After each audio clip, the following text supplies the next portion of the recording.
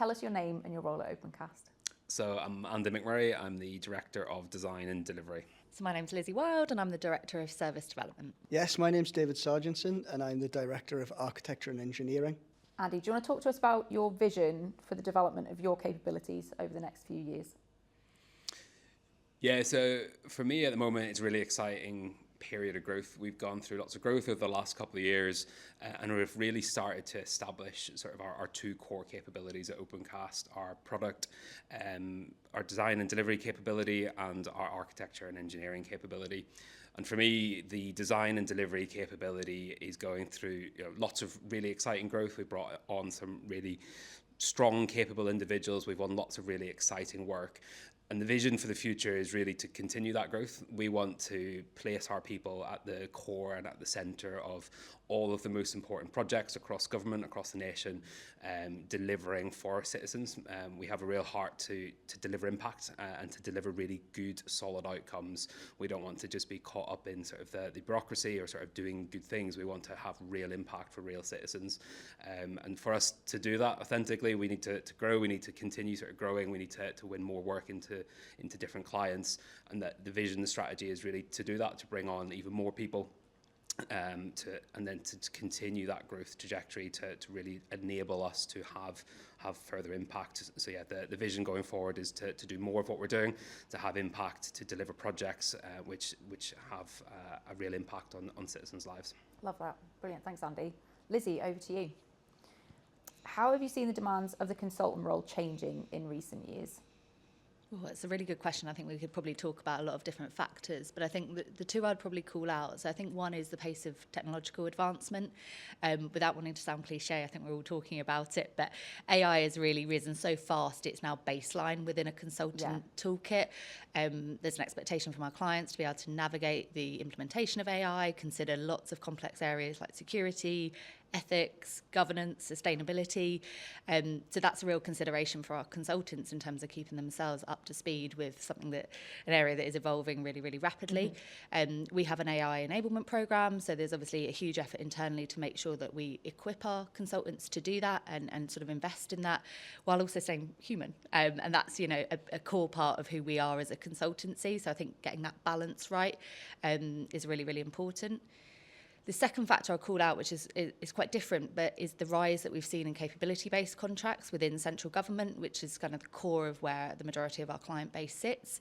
And what that kind of means in non-technical terms is that actually we see a lot of our consultants working in multi-supplier teams, working with civil servants. So rather than previously, maybe if you look back a few years ago, where typically we might deploy a full Opencast team onto a project, that doesn't happen as often now. So actually that's a real different environment for our consultants to navigate. So they might be working with lots of different suppliers, working with civil servants. They all come with different values, different mindsets, different ways of working, different experiences. So I think in terms of what we need from consultants is a really open, collaborative mindset, being very proactive, kind of bringing the best of Opencast, but actually recognising the experience, expertise of some of the other suppliers and civil servants, and being able to kind of bring that all together in a really cohesive way. What makes now an exciting time to join Opencast? So I think there's a few things around that. So first off, we've just passed our 500 consultant mark, which is a big milestone for us. We are certifying for B Corp, again, to kind of reiterate our commitment to not just being profitable and a corporate entity, but also doing a lot of good in the wider world. And then finally, just to kind of touch on what Lizzie said as well, is I think we are at a period where technological advancement is moving at a record pace. And that's just going to continue with the likes of AI and things like that. So, being involved in central government as well, where we've won a lot of big contracts at the moment, like what Andy said, in terms of, we want to be at the heart of that. Everybody is still trying to find their feet in terms of what the best and most ethical, responsible, sustainable way to incorporate AI is. And again, we want to be a big part of that and actually lead on that. How do you support consultants to balance the demands of client work while still benefiting from the Opencast culture? Yeah, it's a great question. And At Opencast, we're really proud of our culture. We're really proud of being a people-centric organisation, putting people at the heart of who we are and what we do. And we've developed an Opencast model of consultancy over the last number of months and years. And we believe that having impact is what all of our people want to do. People come to work to have impact and to drive change in society and for citizens. And we want to enable people to do that. And we've put in various different support mechanisms and structures to try and really enable people to do that. As I say, we've got this really unique Opencast consulting model, which is focused on impact. We're a B Corp organisation. We believe in impact first, and we've designed our consulting model to be impact focused. And how do we enable consultants to do that? We've also invested heavily as an organisation in providing coaches. We've got a people success team, which are designed to support and enable all of our consultants to grow, flourish and thrive, both in Opencast and in sort of life in general. And that team is qualified coaches, which we provide all of our consultants with a qualified coach to really have challenging conversations with them to help them think about their development, think about how they grow, think about how they thrive in the client context that they're in. We've put in place various different structures. As I said, we've put in place the people success team, those qualified coaches to enable people. We've put in place sort of the consulting model. We also invest heavily in giving everybody an individual growth and development fund, so that people can think about their own development journey, what's right for them at this moment in time, and spend money where it's impactful for them. That could be books, it could be conference tickets, it could be certifications or online training or face-to-face courses. So we really empower people to think about their own journey, their own development, what they need to thrive and flourish. And then finally, I'd say sort of the other point that we've put in place is we've thought really intentionally about the place that Opencast is, the structures, in terms of we've got practices, we've got communities, and we've got capabilities. We've got three very intentionally different types of structure that are designed to enable people to think about how they thrive, how they grow, how they have impact on the client side. Mm-hmm. What do you see as the most significant challenge and or opportunity facing consultants at the moment?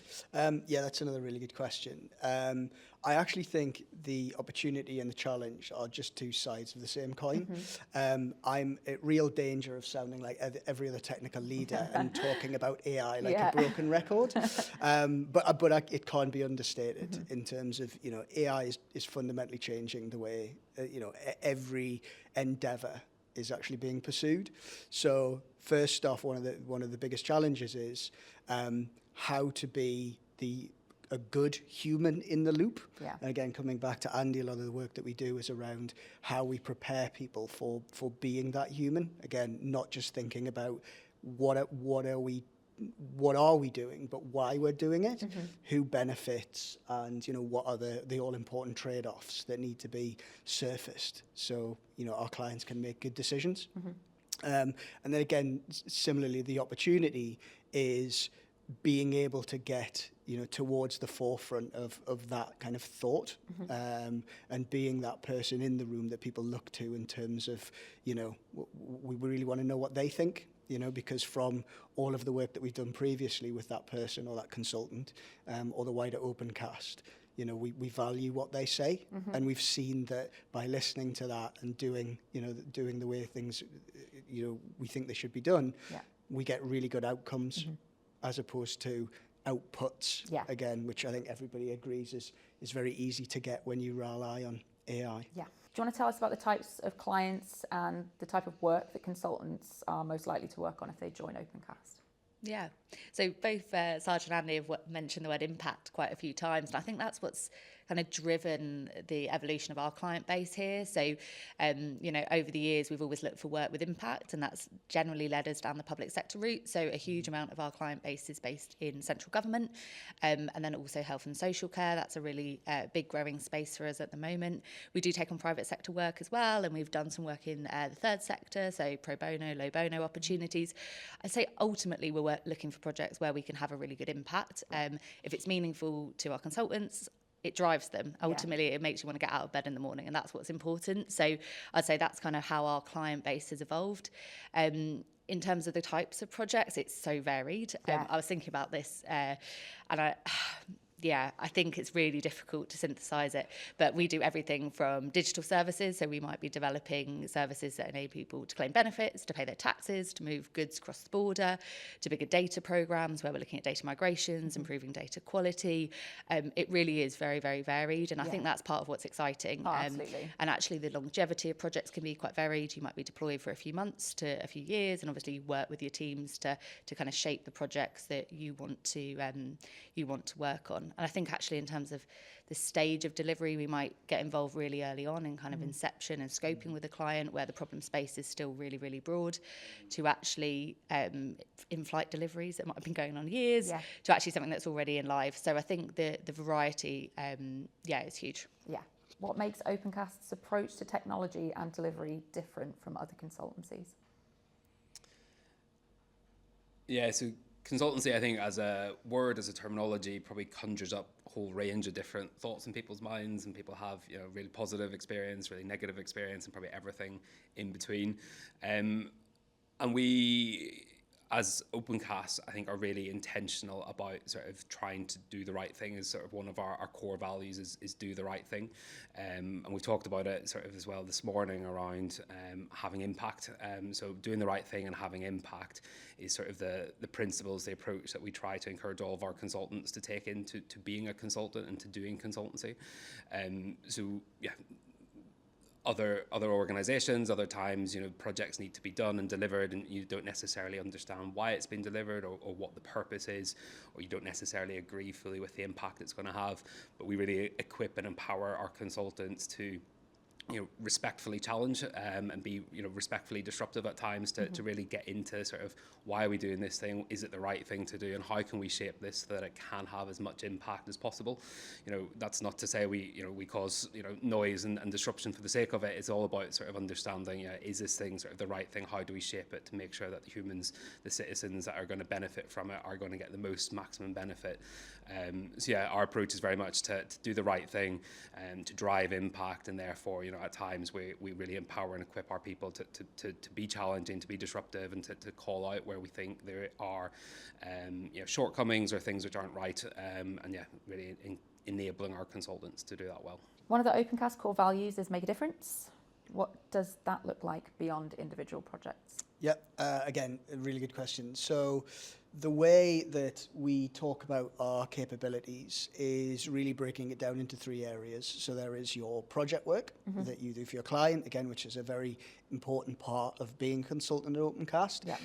But again, that's not the be-all and end-all.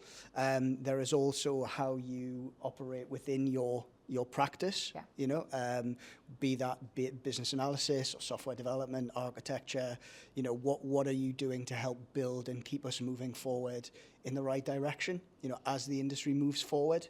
We can't, that's not Andy, Lizzie or I to dictate that. This has to be a kind of a crowdsourced endeavour. So again, that is something that's essential for our consultants. And then finally, kind of the other part is the wider Opencast, and again, we talk about, being B Corp. Lizzie's already talked about the low bono, pro bono work that we do, in order to kind of give back our expertise, to people that, kind of usually wouldn't come to us, in terms of getting that help. But again, a lot of it is the wider community as well, in terms of the work experience sessions that we run to give people a real taste of what it means to be in the industry and what's required. Doing talks in schools and things like that, trying to dispel some of the myths that provide a bit of a barrier to entry into people that wouldn't normally come into our industry.